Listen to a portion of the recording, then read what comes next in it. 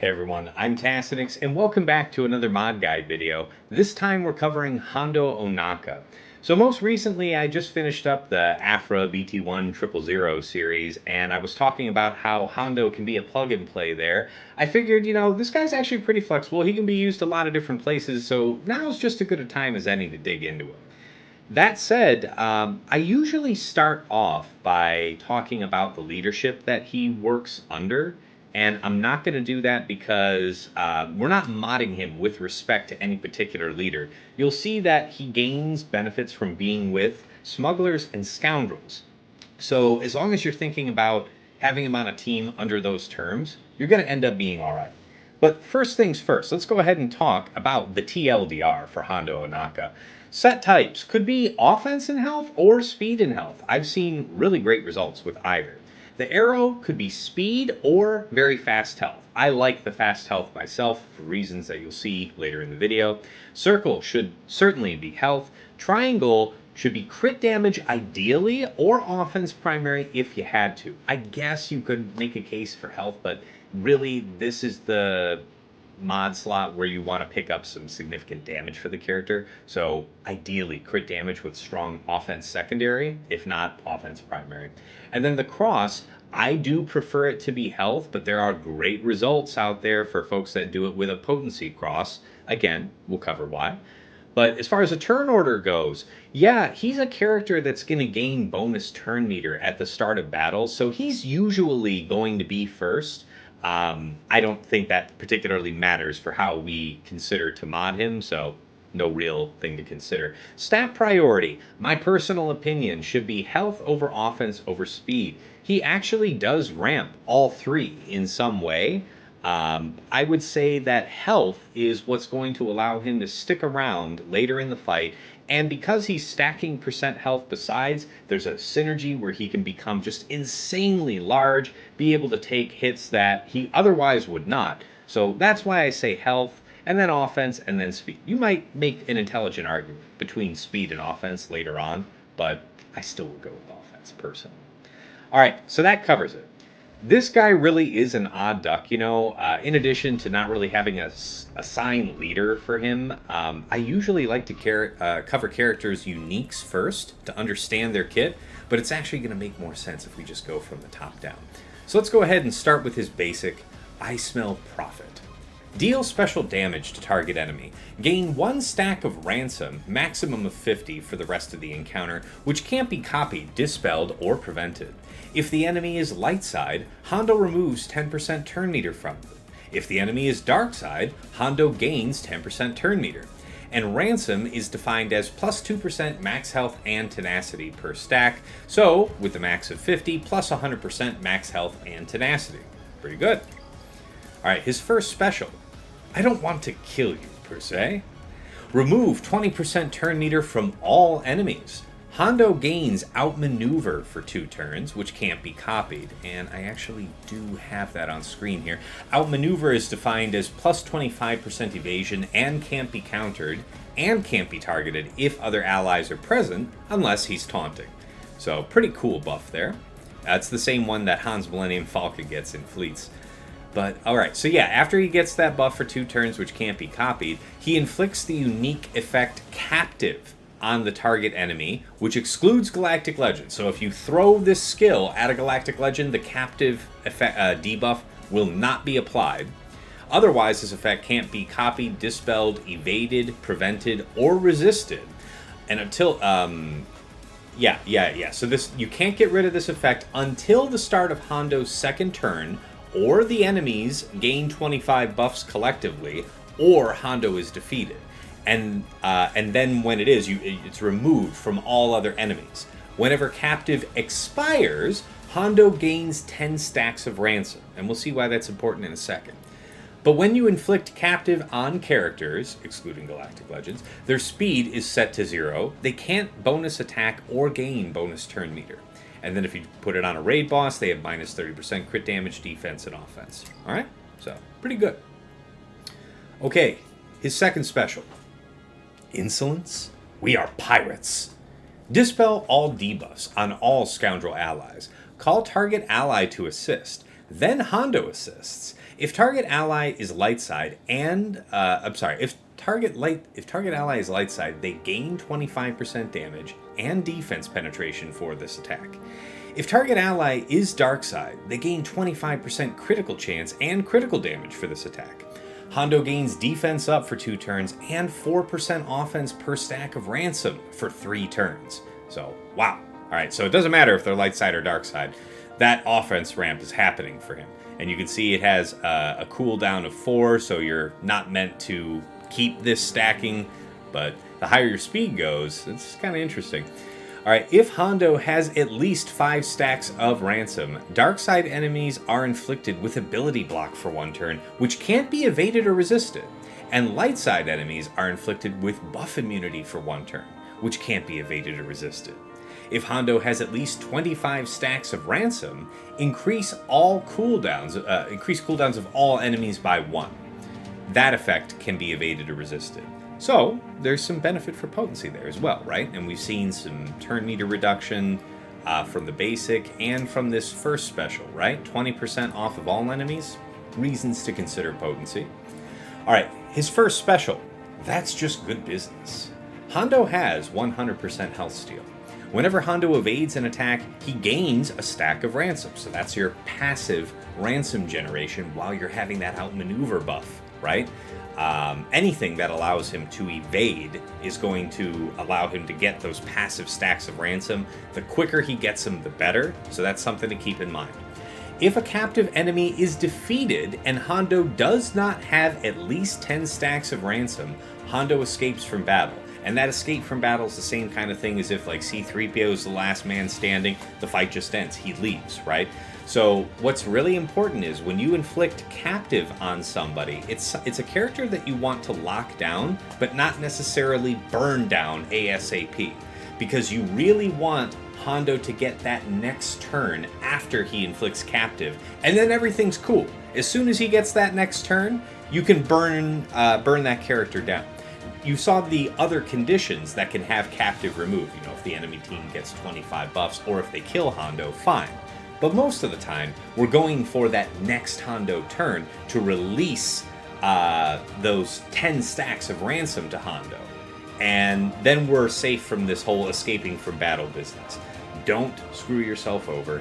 Don't captive a squishy target that you want to kill and then kill them, and then your Hondo just leaves. If you do that in Grand Arena, you're losing a bunch of banners, you just burned a good character. It feels awful. Don't recommend it. Alright. So, Hondo gains bonuses based on the amount of stacks of ransom that he has. At 5+ stacks, add Expose to the target enemy for 1 turn, and gain Foresight for 1 turn on his basic ability. At 10+ stacks, he becomes immune to critical hits. At 15+ stacks, he recovers 20% health at the start of his turn. And at 20+ stacks, recovers 20% protection at the start of his turn. It's pretty good. Right. Second unique here, I guess we won't be friends. The first time any character gains bonus turn meter each turn. Oh, wait a minute. Hold on. Wait. Oh, yeah, guys, I'm sorry. I was hasty. We didn't finish up with this. There's still a bunch more. At the start of his turn, if there is an enemy with the captive debuff, Hondo gains 15% crit chance, crit damage, and defense penetration, stacking, maximum of 150%, and 3 speed, stacking, maximum of 30, for the rest of the encounter. So that's a pretty good one, and this gives us the incentive to get that captive debuff out there and actually keep it out as much as possible. We want as many turns as possible for Hondo to start with captive out there so he gets this ramp. And that's all just the base unique. Let's take a look at the Grand Arena Omicron. While in Grand Arenas, Hondo starts the encounter with 25% turn meter for each other Scoundrel or Smuggler ally, so not inclusive of himself. If there is an enemy with the captive debuff at the start of Hondo's turn, Hondo gains an additional 15% crit chance, crit damage, and defense penetration per turn, stacking max 150%, and 3 speed, stacking max 30. So we're talking a potential maximum of 300% 100%? Like defense penetration? Crit damage? I guess crit chance as well? And then 60 speed? This guy is the ultimate ramp character, but he needs time. He needs to get his ransom stacks to become his nastiest self. So that's where we have to keep in mind who we put him with. Okay, so now that we've talked about his abilities, the basics of his kit, let's talk about team comps, turn order. All the teams that you're going to see here are listed in the desired modded speed, okay? We saw that Hondo's going to gain turn meter at the start of the fight, so for most of these team compositions, he'll end up being the first character to go. I'm just considering their actual modded speed, okay? So we'll talk about the 3 vs 3 comps here real quick. Hondo Queel IG-11 is a great one. So Queel will be the fastest, followed by Hondo IG-11. I actually really like Queel in the leadership slot because sometimes people will have Darth Revan available for offense, and Hondo can actually be pretty challenging to a bunch of teams, but Darth Revan could easily pick it apart if you had like IG-11 in the leadership slot, right? He's pre-taunting, Darth Revan hits that, and then the entire team is feared. Whereas if you have Queel or Hondo, I prefer Queel because, you know, if there's like a death mark effect that happens from Darth Revan, that means Queel dies and not Hondo. But by having Queel in the lead and not IG-11, Darth Revan will have to land Insanity on IG-11, fearing only him, right? That's something to keep in mind. And both of these are scoundrel allies to Hondo, so he's going to get 50% turn meter off that. It's a great time. Han, Chewie, and Hondo is another great 3 vs 3 team. This is usually an offense composition, but I've seen it on defense as well. The disadvantage on defense being, of course, that there is no leadership. You have a little less control in how the characters will interplay with each other, because you can really exploit Hondo's assist calling ability with these two powerful characters, make use of their basics, all that good stuff. That said, though, Han's usually faster than Chewie, faster than Hondo. And both of these compositions so far are actually giving you a decent bit of offense from these allies. They offer more upfront power for the fight to get Hondo along. This last 3 vs 3 comp is all about the long haul. All right, Obi-Wan Kenobi lead, then Hondo and L3. You have evasion from Obi-Wan Kenobi's leadership, okay? So he's not a scoundrel. He's not a smuggler. You're not getting that neat little turn meter bonus and stuff like that, okay, from him. But you are getting that evasion, which is nice. He will tank. He will provide cover for Hondo while he's trying to stack. AoE ability blocks, never bad. And then L3 being here, L3's one special actually heals scoundrel allies, 50% of her max health. At the very least. So that can be a heal for Hondo, not to mention that she'll just be a very sticky tank, difficult to deal with. And she is a scoundrel, so he'll still get that jump at the start of the fight. Pretty good. This was usually a composition you would use on offense to take on something like Malgus back in the day. I'm not saying it's necessarily good these days, but I am saying that it's still something. All right. Now, as far as 5 vs 5 compositions go, yeah, you know, we're going back in time and talking about Aphra here. I don't have the 5th slot filled because this could be a variety of characters. It could be IG-88, Darth Vader, HK-47, IG-86, stuff like that. But the important reason I brought Hondo up in context for Aphra is that her summon droid that she brings in with her first special, you can only bring him in if you have no light side allies in the team. That's what the code is checking for. It's not checking for, are they dark side? It's checking for, are they not light side? And so Hondo fulfills that condition as a neutral character. Therefore, Aphra's still able to bring in her summon droid with him on the team. It's a pretty nice bonus, all right? So that's why I mentioned him in there. Of course, these are all scoundrel allies, so Hondo gets all that goodness from them. Naturally, we spoke on the 3 vs 3 comp with IG-11 and Queel. In 5s, this will be under a Dash Rendar lead, probably with Vandor Chewie. So 4 scoundrel allies, it's 100% turn meter to Hondo. This is a very powerful, robust team in itself, so likely to give Hondo the time he needs to ramp on up. And then another sample composition would be Sanastaros lead with Cara Dune, Stormtrooper Han, Hondo Ohnaka, and Rolo. Okay, this was pretty fire a few seasons ago. It's been a while. It is, in Kyber 1, you're not going to see a lot of this if there isn't a datacron that really makes it cracked. But when you underestimate it and then you drop to it, man, it feels bad. It feels bad. And Hondo loves working with all these characters. I think Rolo is not a scoundrel, so he'll only get the 75% turn meter, I guess, out of this, but that's just fine, okay? All right, so that's just a few sample ideas, and, you know, sort out your scoundrel and smuggler characters, see what you might mix and match to make effective use of Hondo. But he's a one Omicron wonder for Grand Arena. There's a lot more characters with 2 and 3 Grand Arena Omicrons these days. He's pretty good for just one. All right, let's go ahead now and talk about the actual modding. So there's a couple ways to do this. I want to first talk about Aesop Rocks. So he went with speed and health, okay? And let's take a look at how he broke that down. He went with a speed arrow, crit damage triangle, potency cross, and of course the health circle. So the speed arrow was important for him because he wanted to be up over 300 speed. So when he's fully stacked out, that's like 366 speed, right? That's pretty great. All right, crit damage triangle, you see that we have that stacking crit chance, crit damage, defense penetration.